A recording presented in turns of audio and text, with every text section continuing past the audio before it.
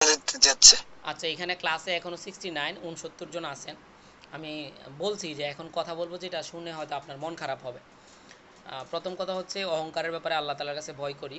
আমার কথা থেকে ব্যক্তিগতভাবে কেউ আক্রমণের জন্য বা কষ্ট নেবেন না। কথাগুলো এই জন্য বলতেছি, আপনারা এখানে যারা আমার কাছে পড়তেছেন, প্রথম কথা হচ্ছে যে আপনি এখানে কেন পড়তেছেন একটু বলেন তো। কেন পড়তেছেন মানে আপনার উদ্দেশ্যটা কি বলেন। ভাই উদ্দেশ্যটাই তো যাতে একটা জব পরীক্ষা দিয়ে পরিবারের পাশে মানে দাঁড়াইতে পারি। You want to getting a good government job.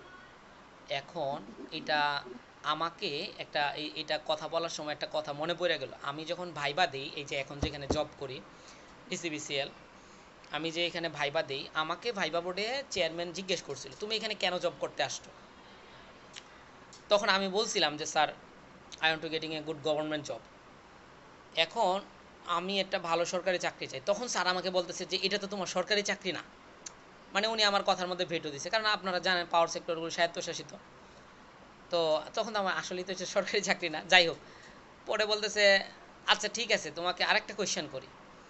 সেটা কি, আচ্ছা তুমি যে এখানে জব করতে আসছো সেটা কি মানে বিগ ফেসিলিটি, বিগ স্যালারি বা বিগ অপরচুনিটি কী জন্য আসছো এখানে। তখন আমি বললাম স্যার বিগ ফেসিলিটি। না না, তুমি বলো বিগ স্যালারি। কারণ উনি আমার সাথে একটু করতেছে আর কি, যে বলতেছে যে তুমি কি জানো এখানে তুমি কত পে স্কেলে স্যালারি পাবা। তোমাদের জবটা 10ম গ্রেডের, কিন্তু তুমি কিন্তু এখানে 8ম গ্রেডের স্যালারি পাবা, তাও এটা পাওয়ার সেক্টরের 8ম গ্রেডের স্যালারি। হ্যাঁ, আমি এখানে ভিডিওটা ফেসবুকে দিব, আমি বেসিক স্যালারিটা আমার নাই বললাম। তবে বাংলাদেশের সবচেয়ে সর্বোচ্চ স্যালারি হচ্ছে, বেসিক স্যালারি হচ্ছে রূপপুরের, এরপরে হচ্ছে আমাদের বিসিবিসিএল। কিন্তু আনুষাঙ্গিক যে বেসিকের সাথে যে ব্যাপারগুলো অ্যাড হয়, বাসা ভাড়া, মেডিকেল, এগুলো সব মিলে আবার মোট স্যালারিটা দেখা যায় যে ওদের আমাদের প্রায় কাছাকাছি আসে। তো এই কথাগুলো আপনাকে বলার উদ্দেশ্য হচ্ছে আপনি আমার এখান থেকে ক্লাস করতেছেন কেন। আপনি উদ্দেশ্য হচ্ছে সরকারি বেসরকারি সেটা না, এটা হইতে পারে আপনার রিজিক কোথায় আছে আমি জানি না।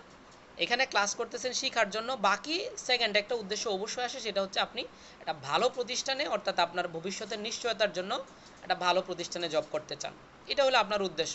এটা হইতে পারে সরকারি, আল্লাহ যদি রিজিক রাখে স্বায়ত্তশাসিত, হয়তো আপনার চাওয়ার চেয়ে আরও ভালো কিছু হইতে পারে।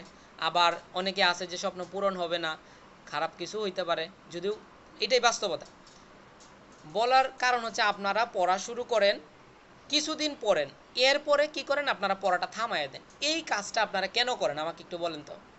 আপনি যদি মনে করেন যে এই জিনিসটা আমার লাগবেই বা এইটা আমার লক্ষ্য, এটা আমার এম, তাহলে আপনি মাঝপথে কেন থেমে যান। যেমন দেখেন, কালকে ক্লাস করছে ছেলে 100, আপনারা সবাই সাক্ষী। আজকে এখন ক্লাসে 63, আজকেও কিন্তু 76 ছিল। অনেকেই যে আমি বলছি মন খারাপ, বক বক, আমার বক বক হয়তো অনেকের ভালো লাগবে না, চলে গেছে, যাই হোক। আমার কথা হচ্ছে আপনারা যে কাজটা করেন, যে মেহেদি ভাইয়ের এখানে ক্লাসে আসছি, খুব আগ্রহ, প্রথম 10-15 দিন করেন, এরপর আপনাকে খুঁজে পেন ভাই।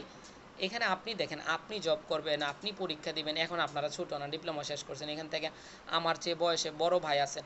আমি আপনাদেরকে বুঝাইতে পারবো না। আমার লাইফের অনেকে তো অনেক কথা বলে, কেউ বলতেছে আমাকে কোচিং ব্যবসায়ী, বলতেছে বই লিখছে, কোনো বই হইলো, অনেকে অনেক কথা বলতেছে। তো আমি কতদূর আল্লাহ আমাকে নিয়ে আসে সেটা তো আমি জানি, বা আমার যে পরিশ্রমটা আমি কতটুকু করছি, এগুলো বলি না, বলবে যে নিজের ঢোল নিজে পিঠা, এগুলো বলতে হয় না। তবে আমি কি পরিমাণ পরিশ্রম, আমি আজকে একটা কথা বলি, ছেলে মানুষ বলে না কান্না করে না। আমার 2021-এ যখন জব হয়েছে, জব হওয়ার আগের যে সময়টা ছিল, শুধু আল্লাহ জানে যে আমি কি পরিমাণ সময়, কি পরিমাণ আমি সময়, যেটা আমি সেজদায় অথবা নামাজে অথবা রাত্রে আমি কান্না করে কাটাইছি, এটা শুধু আল্লাহ জানে এবং আমি জানি।